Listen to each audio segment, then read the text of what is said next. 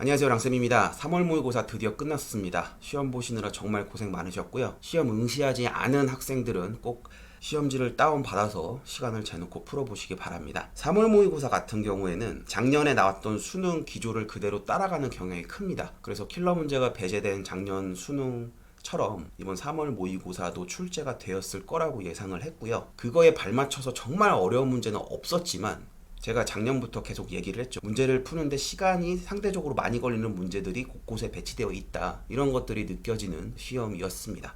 전체적인 난이도는 작년 수능보다 조금 쉬웠던 것은 사실입니다. 그렇지만 이 시험에 익숙치 않은 고3 학생들이 시간 분배를 잘 하지 못했다면 그러면 이번 시험은 상당히 체감적으로는 어려웠을 시험이었을 거라고 보이고요. 먼저 국어부터 한번 보겠는데요. 국어의 경우 작년 수능은 매우 어려웠기 때문에 상대적으로 문제 자체의 난이도는 쉬웠던 것은 맞습니다. 하지만 작년 수능에서 독서에 힘을 빼고 문학에 상대적으로 힘을 줬던 것처럼 이번 3월 모의고사도 역시 문학에서 상당히 힘을 준 문제들이 출제가 되었고요. 고전시가 고전수필을 합쳐가지고 출제한 이 부분에서 학생들이 많이 어려웠을 거라는 생각이 들어요. 그리고 수능이나 평가 모의고사 다르게 3월 모의고사는 EBS 연계가 그렇게 크지 않기 때문에 고전시가 나왔던 우알가 말고는 다른 작품은 연계가 되지 않아서 EBS만 공부한 친구들한테는 상대적으로 훨씬 더 어렵게 느껴지지 않았을까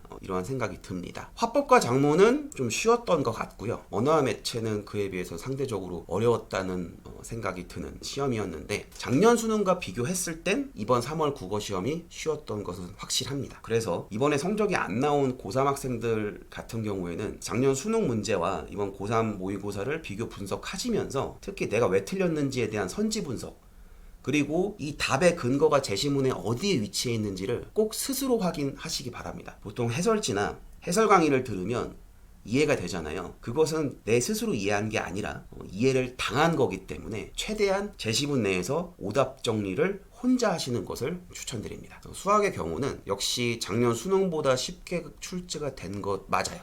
그런데 제가 풀다 보니까 복잡한 계산 그리고 약간의 함정 이런 것들이 들어가 있는 문제들이 몇 개가 있습니다. 공통에서 22번 같은 경우에 상당히 익숙한 유형이어서 개인적으로는 많이 아쉬웠습니다. 작년 수능에서 확률과 통계가 많이 쉬웠잖아요. 이번에 확률과 통계는 범위도 적고 그래서 확통을 선택한 친구들은 좀 시간이 모자랐을 가능성이 큽니다. 그거에 비해서 미적분은 확실히 작년보다 조금 쉽게 출제가 된 것 같아요.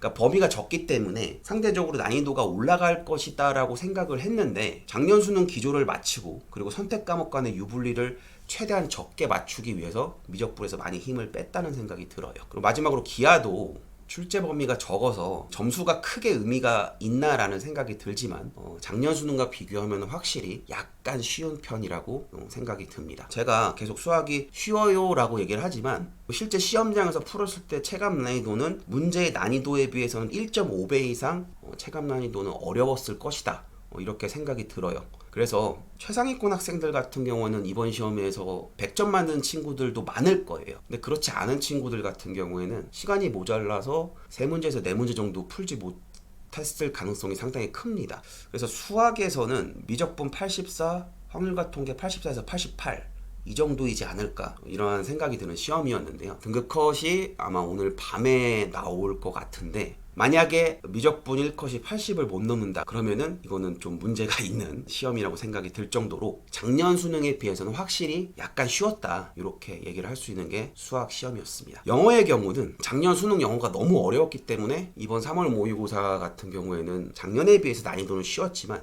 학생들이 문제를 풀기 쉽지 않은 문제들이 한 3문제 정도 있었습니다. 빈칸 추론에서의 34번, 순서별 37번, 문장 넣기 39번 이 3문제가 까다로웠을 것이라고 생각이 드는데요. 보통 학생들이 2등급 맞기 전략 이렇게 해서 80점만 넘기 위해서 빈칸 추론, 순서별, 문장 넣기 이런 것들을 버리는 경향이 있잖아요. 그걸 버렸을 때 작년에 다른 유형들도 조금씩 난이도가 올라가면 영어에서 엄청나게 난이도가 올라가서 등급이 훅훅 떨어지는 학생들이 많았거든요. 그래서 이번 3모 같은 경우에 역시 영어도 상대적으로 작년 수능보다는 쉽지만 체감 난이도는 역시 한 1.23배 정도는 되지 않았을까 이렇게 생각이 들기 때문에 그러니까 작년 수능에 비해서는 확실히 이번 영어가 쉬웠던 거는 맞아요. 그렇지만 말씀드렸던 세 문제를 비롯해서 이번 시험도 그렇게 만만한 시험은 아니었다 이렇게 생각이 듭니다. 그리고 생각보다 고3 학생들이 이 3월 모의고사에 대한 긴장감이 예전에 비해서 커진 것도 사실이에요. 그래서 문제 자체 난이도에 비해서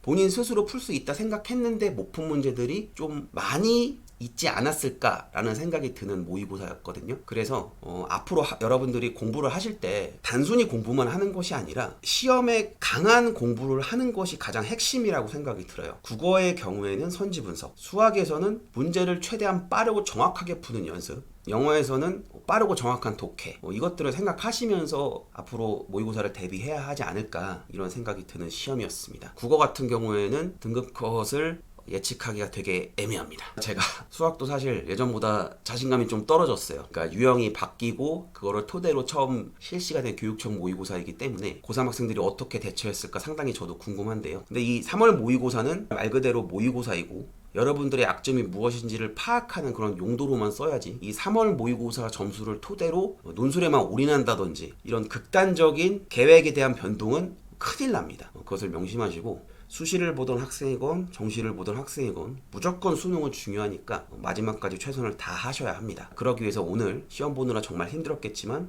오답 정리 철저히 하시고 하루를 보내시길 바랍니다. 시험 보느라 고생하셨습니다. 감사합니다.